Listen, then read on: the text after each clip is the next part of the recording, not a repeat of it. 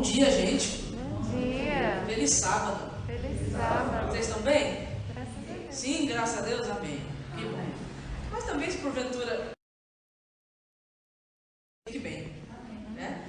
Às vezes a gente vem para a igreja e a gente, às vezes, não está tão bem, né? Às vezes a gente está triste, está chateado, está irritado com alguma coisa, preocupado, né? Mas eu espero que, independente de como esteja o seu estado de espírito hoje, se ele já está bom, que ele possa melhorar. Se ele não está tão bom, que ele possa melhorar também. Amém? E também para quem está acompanhando aí pelo Facebook, né? Adventistas Itajubá, isso? Seja muito bem-vindo a esse culto também. Você também está presente nessa casa de oração, só que de uma forma diferente, né? Você está presente virtualmente. E o grande benefício de ter um culto transmitido é porque a gente perde o controle dele, né? Essa é a melhor parte, porque a gente não tem a menor ideia de quem é que vai estar assistindo, né? Isso é bom, porque essa mensagem alcança muito mais pessoas que talvez nunca estariam aqui na igreja. Entra depois na página do perfil do Facebook da igreja, uma semana depois, no outro sábado, dá uma olhada na quantidade de visualizações. Às vezes tem um vídeo que dá 2.000 visualizações. Pergunto para vocês, caberiam 2.000 pessoas aqui dentro? Não, né? Mas na igreja virtual cabe, né? Então seja muito bem-vindo também quem está aí virtualmente ou quem estará em algum momento. Que a graça e a paz do nosso Senhor também possa inundar o seu coração, assim como inunde o nosso também aqui hoje, amém? Amém. Eu estou muito feliz de poder estar com vocês aqui em Itajubá. Eu não conhecia essa cidade. Acho que das cidades, aqui é sul de Minas, sim, né? Então das cidades do sul de Minas eu só conhecia Extrema. A Extrema eu já tinha ido pelo menos umas 3 vezes lá. Então eu agradeço a Deus e a vocês, né, principalmente a oportunidade de estar aqui hoje, né, nesse culto de louvor e adoração ao nosso Deus, para nós podermos juntos refletir um pouco na sua palavra, aprendermos lições, né, aquelas que o Senhor quer nos ensinar através do texto bíblico principalmente, nesse sábado, que é um dia de celebração independente, né, de qualquer projeto que nós estejamos celebrando. O sábado por si só, ele já é um dia de celebração mesmo. Então que você possa celebrar, né, esse Deus hoje, no dia de sábado. Amém. Gente, hoje eu quero refletir com vocês, né, assim, pensando um pouco no propósito de hoje, né, nas questões do missionário, né, de ser missionário e, enfim, de missão, pensando um pouquinho nessa questão e nesse assunto. Eu queria refletir hoje com vocês num texto bíblico que de certa forma é bem conhecido, né, da maioria, eu acredito. E eu queria hoje pensar com vocês nesse texto, tentar entender com vocês o que esse texto tem para dizer, para nós podermos, né, sairmos daqui reavivados pela palavra hoje. Amém? Não a minha, mas a palavra de Deus, é claro, sempre a de Deus e unicamente a de Deus, certo? Então abra sua Bíblia em Mateus, no Evangelho de Mateus. Nós vamos ler um texto ali que está no capítulo 28, já no finalzinho. E é finalzinho mesmo, não só do capítulo, inclusive é o finalzinho, digamos assim, da parte terrestre do ministério de Cristo. Porque o contexto aqui é o contexto já de pós-ressurreição. E há um contexto aqui como se diz, são as últimas, digamos assim, as últimas instruções que Jesus está dando para os seus apóstolos e para os seus discípulos antes dele retornar para o céu, né? Antes dele entrar na presença do Pai para dar continuidade na sua obra, né? No seu ministério. Então vamos abrir aqui Mateus capítulo 28. Nós vamos ler aí a partir do verso 1, tá bom? Para a gente poder entender o que está acontecendo.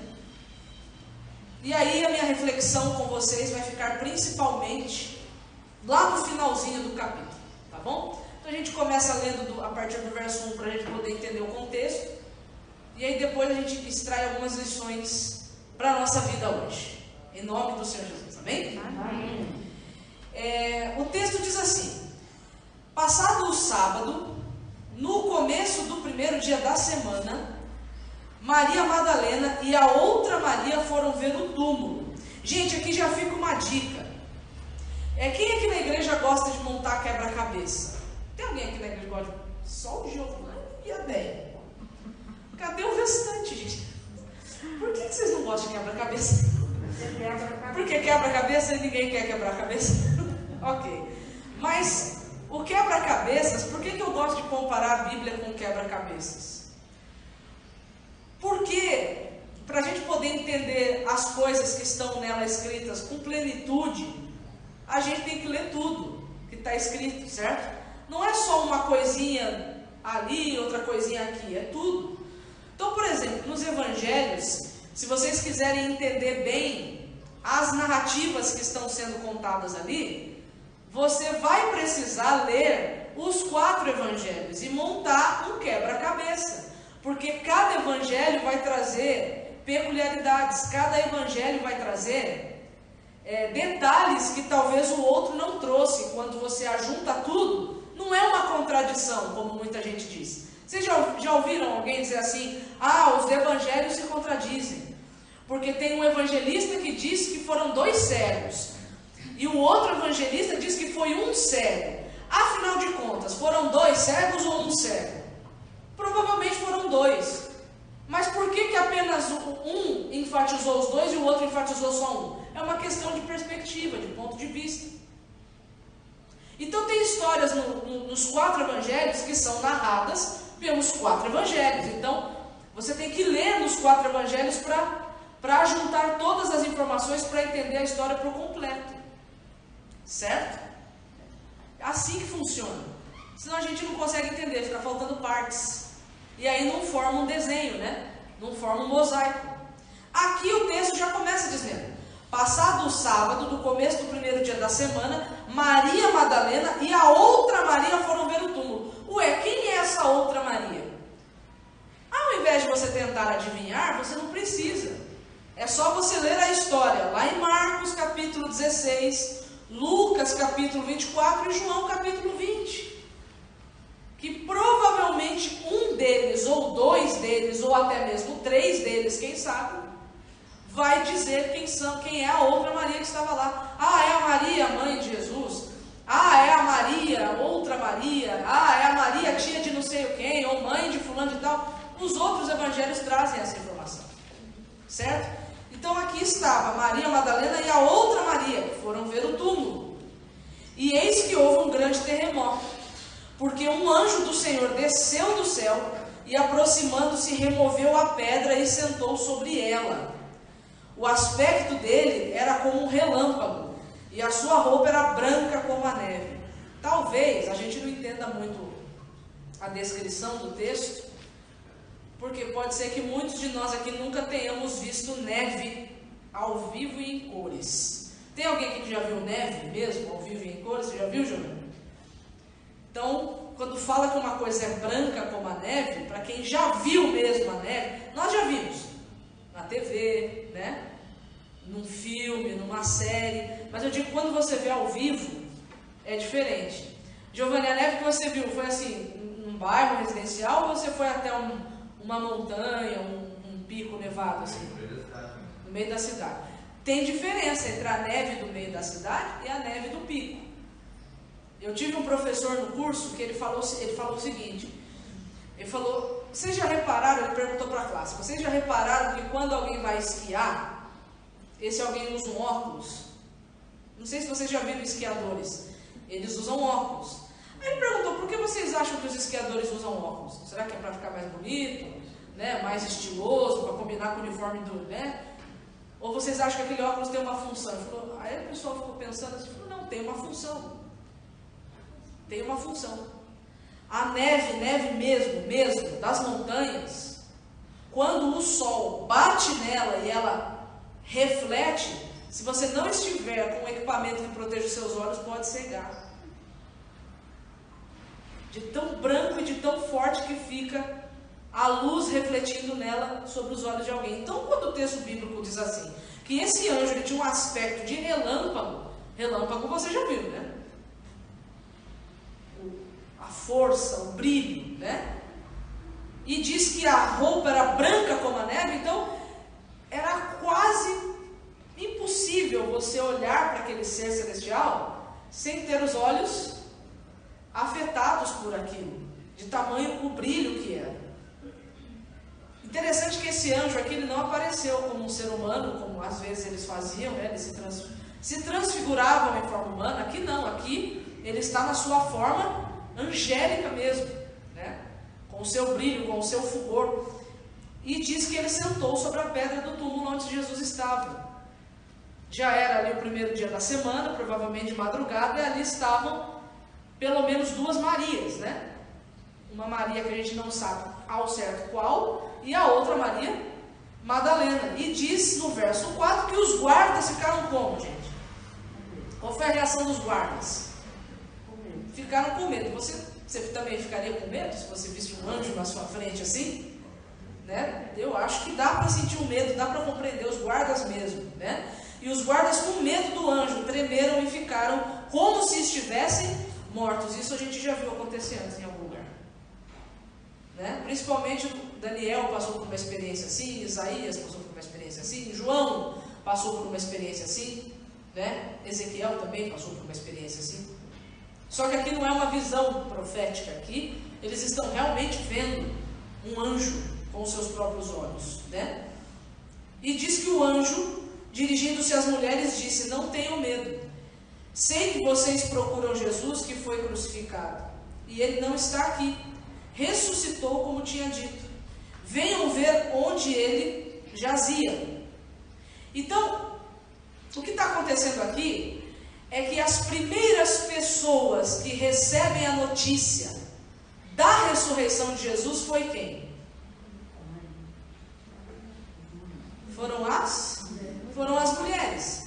E isso, gente, seria um pouco atípico, porque o que a sociedade da época talvez esperaria fosse que Jesus aparecesse logo de uma vez para os seus discípulos homens, mas não foi isso que aconteceu. O anjo apareceu para aquelas mulheres que estavam ali, provavelmente para terminar o processo de preparo do corpo de Jesus. Lembra que elas não deram conclusão, porque o sábado se aproximava, conforme diz lá em Lucas 23, então elas estavam voltando para terminar o processo de embalsamamento do corpo. Só que quando elas chegaram, não havia mais corpo para ser embalsamado, porque Jesus já havia ressuscitado, e elas foram as primeiras a receber essa notícia. E a ordem que o anjo deu a elas foi: agora vão depressa e digam aos seus discípulos que ele ressuscitou dos mortos e vai adiante de vocês para a Galileia. Lá vocês o verão. É como acabei de dizer a vocês. Então, quem é que recebeu a tarefa de ir testemunhar a respeito da ressurreição de Jesus? Foram as mulheres, duas pelo menos aqui, né? Maria Madalena e a outra Maria. E diz o verso 8, tudo bem, aí se você for para João capítulo 20, Maria Madalena não vai imediatamente. Ela fica lá mais um pouquinho.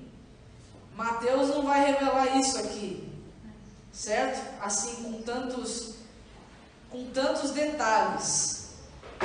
Mas João vai. Maria ainda fica um pouco mais, enquanto a outra saiu, né? Ela fica e ela tem um encontro com Jesus lá, né? E aquele encontro com Jesus foi muito marcante para ela. E aí, depois chegaram os discípulos, eles ainda demoraram um pouquinho para acreditar, não acreditaram muito no testemunho.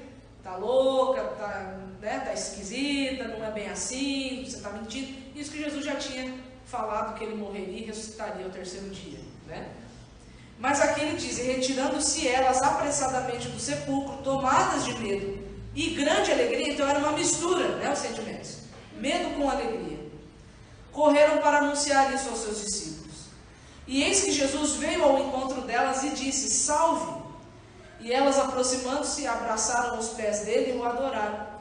Então Jesus lhes disse: não tenham medo, vão dizer aos meus irmãos que se dirijam a Galileia, e lá eles me verão.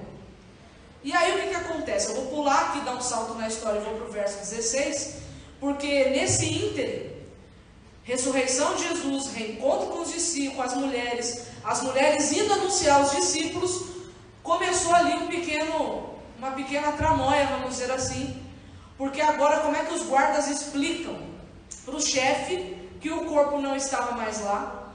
E aí começou uma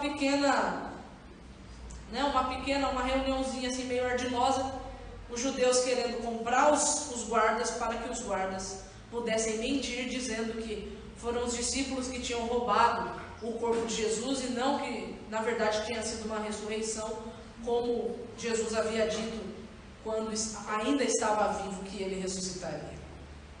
E isso acontece aqui dos versos 11 a 15 do Evangelho de Mateus, aqui no capítulo 28. Quando a gente chega no 16, o 16 diz assim: os 11 discípulos partiram para a Galileia. Por que 11, gente? Por que não 12? Porque Judas estava o quê? Judas estava morto. Judas não estava mais vivo. Ele já havia se enforcado nessa circunstância aqui, conforme conta o capítulo 27. Então os 11 discípulos partiram para a Galileia, para o monte que Jesus lhes havia designado. E quando viram Jesus, o adoraram, mas alguns ainda duvidaram. Jesus, aproximando-se, lhes falou, dizendo, e aí Jesus agora ele vai dar uma ordem para os seus discípulos. E a ordem foi, primeiro ele afirma, né? Toda a autoridade me foi dada no céu e na terra. Então a quem pertence a autoridade?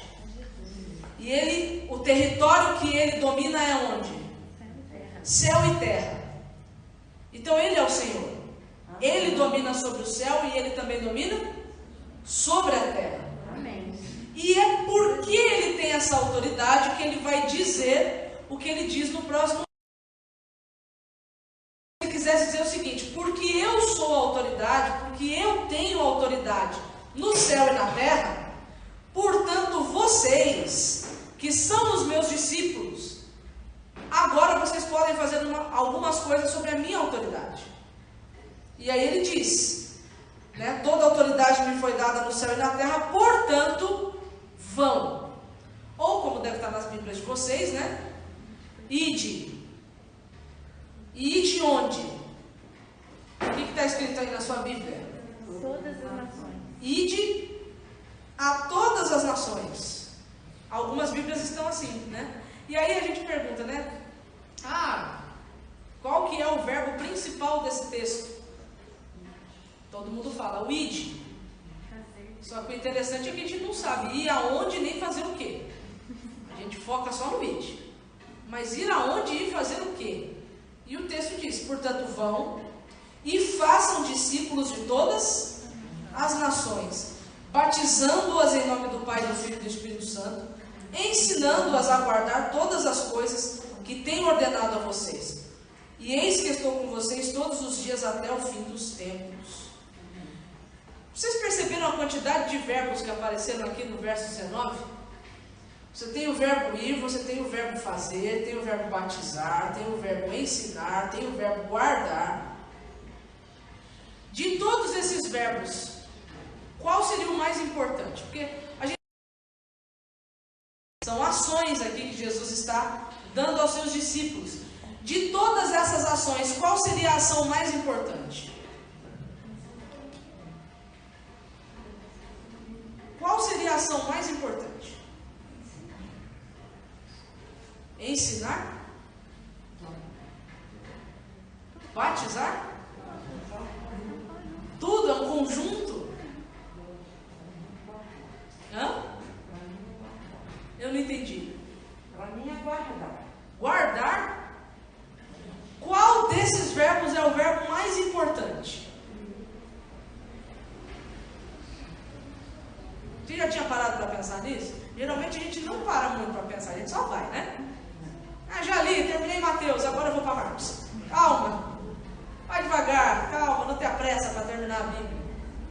O texto é muito rico, muito rico. Se a gente às vezes passa correndo, a gente perde os detalhes que são extremamente importantes. Gente, o texto bíblico é absurdamente intencional. Absurdamente intencional. Cada coisa está ali porque tem uma intenção de estar ali. Certo?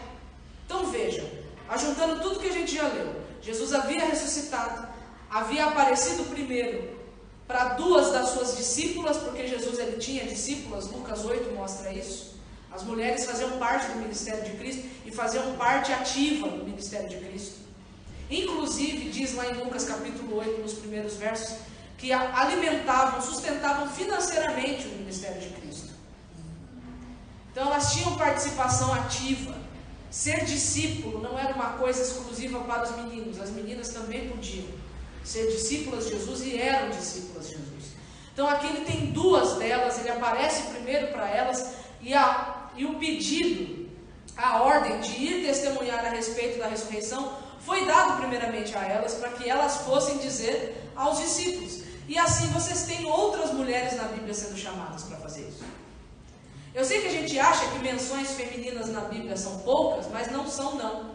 São pelo menos 88 menções em toda a Bíblia. Você vai encontrar a presença feminina com muita atividade, com muita presença. Certo? Então, aqui não é diferente. Então, elas recebem uma ordem. Vão testemunhar que eu ressuscitei. Conte para todos eles que eu ressuscitei. E assim foi, mas se você lê em outros evangelhos, eles não acreditaram. Até que Jesus ele aparece no meio deles. Jesus aparece para 2 que estavam voltando para Emaús, tristes e decepcionados, conforme conta Lucas. E aqui ele aparece para os 11. E é interessante que mesmo ele aparecendo, ainda assim, alguns duvidaram. Não diz que foi apenas Tomé que duvidou. Diz que foram alguns, então pode ser que mais gente ainda não estivesse acreditando naquele milagre que estava acontecendo na presença deles ali. E aí uma das últimas coisas, conforme o texto, Jesus vai... Eles façam algumas coisas. E vocês viram aqui a quantidade de coisas, de ações que Jesus pediu. Mas existe uma dessas ações aqui, amigos, que sim, seria uma ação principal. Tem um desses verbos que sim, é o verbo principal. É o verbo que através dele os outros acontecem. Fazer. Fazer o quê? Qual é a ordem? Discípulos. Discípulos de quem? De Jesus. Então, antes de Jesus voltar ao céu, ele pede para os seus discípulos: portanto, vão e façam outros discípulos. De qual nação? Apenas da nação judaica? Não, de todas as nações. Quando essas pessoas forem verdadeiramente minhas discípulas, elas vão querer entrar para o meu reino, através do quê? Do batismo. E assim elas vão poder continuar aprendendo. Aprendendo o quê? Os ensinamentos de quem? De Jesus, não é o que está escrito aqui? Só que tem um detalhe. Para eu fazer um discípulo, eu primeiro tenho que ser o quê? Eu tenho que ser um discípulo. E gente, eu não sei se vocês já pararam para refletir nessa questão de ser discípulo. A palavra discípulo, ela vem de uma palavra hebraica que significa ser igual ao mestre. Como é que funcionava o discipulado naquela época? O discípulo, ele não queria apenas saber o que o mestre dele sabia. Ele não queria apenas fazer o que o mestre dele fazia. Mas o discípulo, ele tinha tanta admiração pelo mestre, que ele queria ser igual ao seu mestre. E por querer ser igual ao seu mestre, ele andava tão colado no mestre, que ele chegava até a ficar coberto pela poeira dos pés do seu mestre. Então a palavra talmide, ela tem esse sentido de coberto com a poeira do mestre. Por quê? Eu ando tão perto dele, que eu até a poeira que se levanta quando ele anda, ela me cobre de tão perto que eu estou dele. Amigos, se nós quisermos fazer discípulos para Jesus, Nós precisamos estar perto constantemente de Jesus. E estar perto constantemente de Jesus vai nos tornar cada vez mais parecidos com quem? Com Jesus. Sabe quem está casado? Quem está casado assim bastante tempo já aqui na igreja? Quanto tempo de casamento? 33. Eu não sei, tem alguns casais novos que já começam assim, eu acho muito legal. Um parecido com o outro.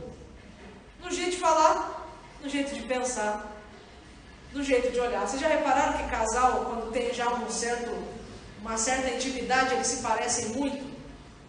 Uma vez eu estava no Rio de Janeiro, lá no calçadão lá de Copacabana, lotado, estava cheio, não lotado, mas tinha uma certa quantidade de gente. E aí um amigo meu falou assim, vou deixar você e a minha esposa aqui, ela vai te mostrando, que era a minha primeira vez no Rio, ela vai te mostrando aqui a praia, vai te apresentando os pontos turísticos aqui, eu vou estacionar o carro e eu encontro vocês. Aí eu virei para a Ana, falei, Ana, mas como é que ele vai encontrar a gente se o celular dele está com você? Falei, e Maiara, não se preocupa não, porque ele me acha. E nós começamos a andar no calçadão. Daqui a pouco ela virou assim, o meu esposo está me chamando. Aí eu olhei para trás, falei, onde? Ela, você não está escutando ele assoviar? Mas tem um mundo de gente aqui. Como é que você sabe que é o assovio dele? Eu sei. E era mesmo. E de fato era mesmo.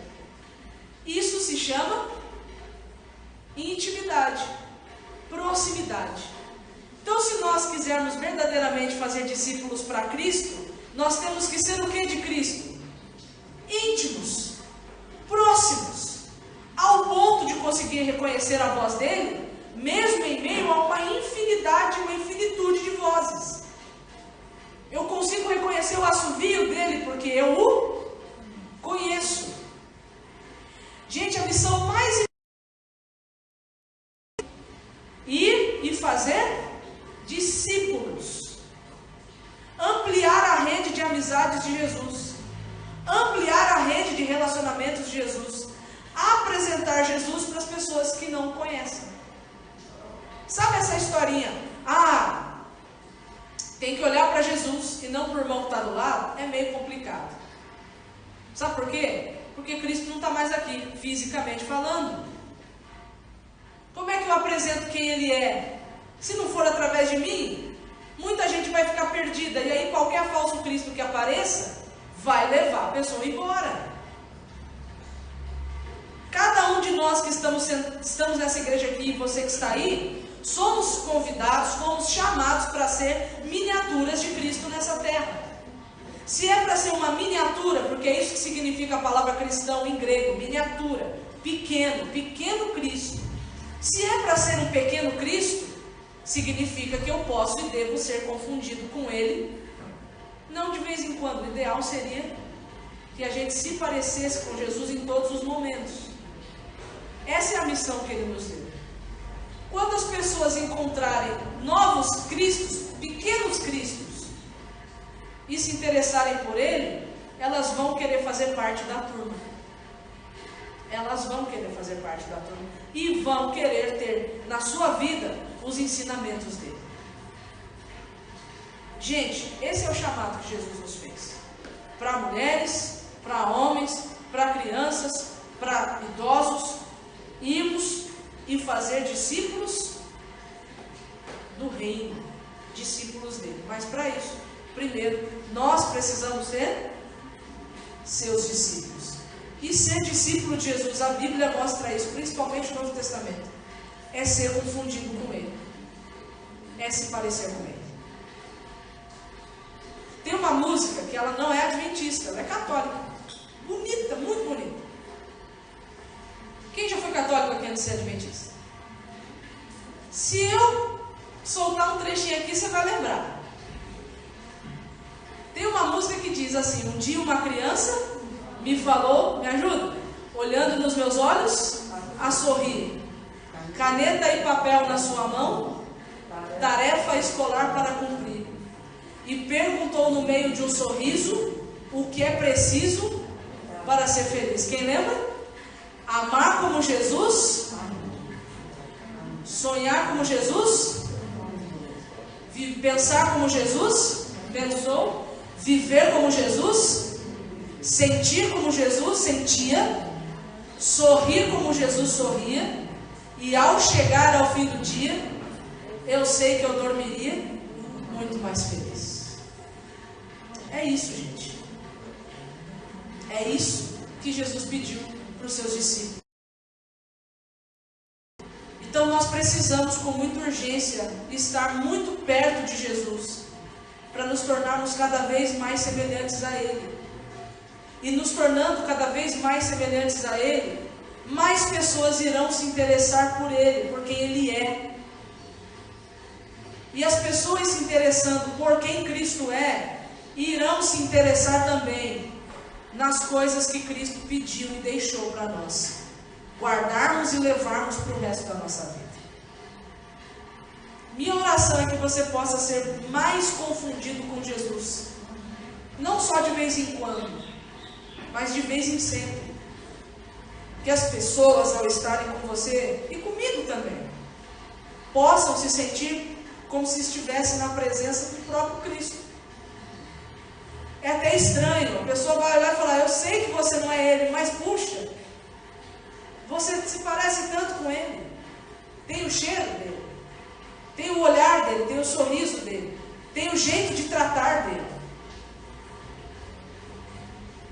Nós, particularmente falando, somos muito bons em fazer prosélitos para a nossa fé. Somos mesmo.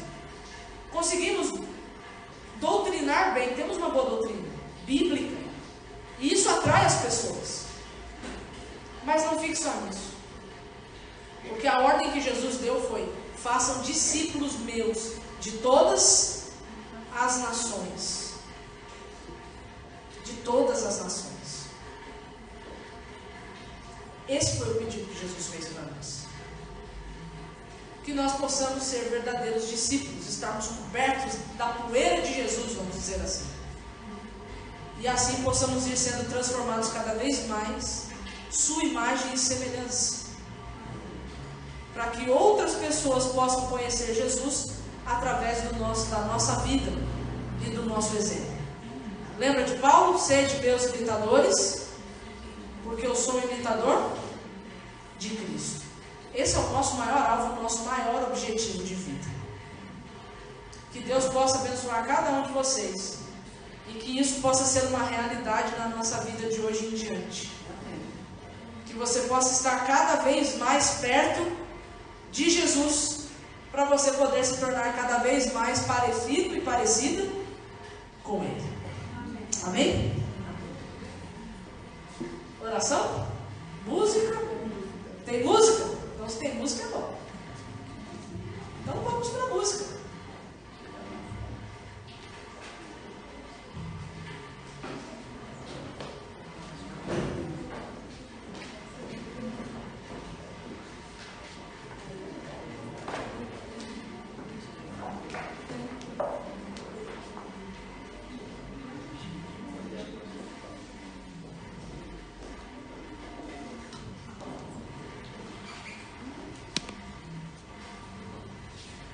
Convido a todos agora a ficarem em pé para cantarmos o hino Brilhar por Ti.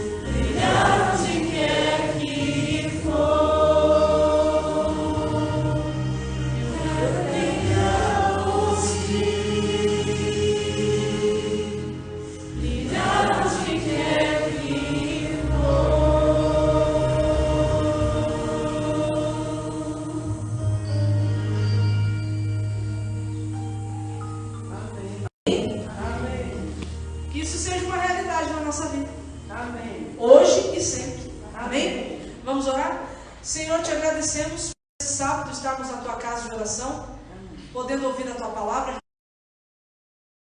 Realmente queremos que essa palavra se cumpra em nós. Amém. Que nós possamos verdadeiramente sermos discípulos de Jesus. Que possamos cada dia da nossa vida buscarmos ser mais semelhantes a Ele em seu caráter, em sua forma de pensar, de fazer, de falar. Que Jesus possa ser o nosso grande exemplo. Que Jesus possa ser o nosso maior foco, o nosso maior objetivo, sermos parecidos com Ele. Amém.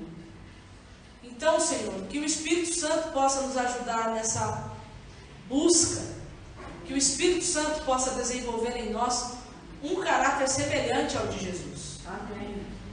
E que, através do testemunho da nossa vida, pessoas possam sentir-se atraídas a Jesus Cristo. Amém.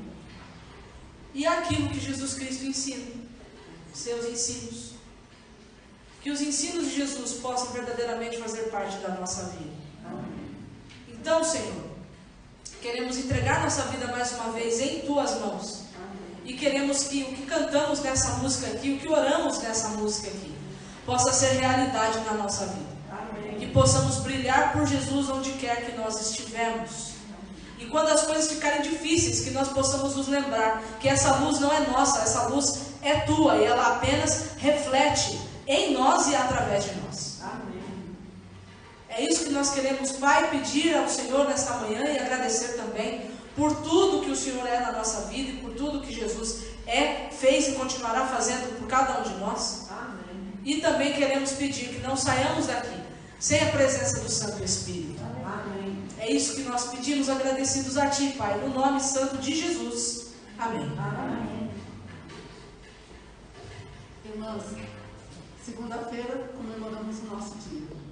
E o Ministério da Mulher preparou uma lembrancinha para vocês, que vocês aceitem com carinho. E temos também, Maiara, uma lembrancinha para vocês.